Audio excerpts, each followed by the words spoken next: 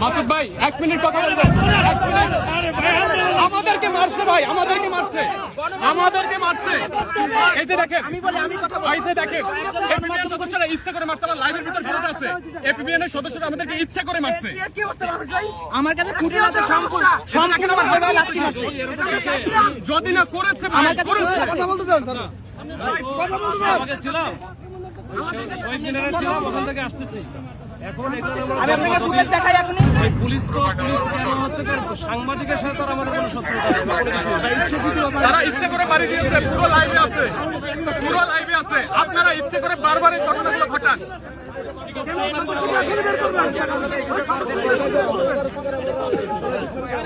আপনাদের সাথে কথা বলবে, এখন একটু সিচুয়েশন তৈরি করার সুযোগ দেন।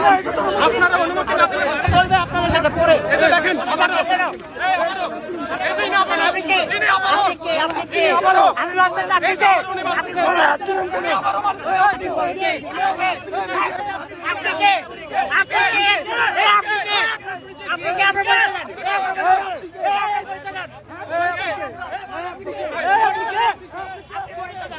আপনি বললেন কেন আবার?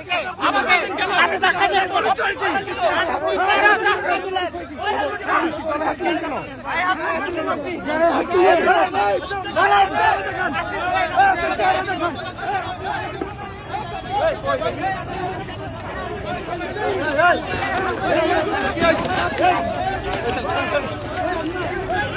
আস্তে আস্তে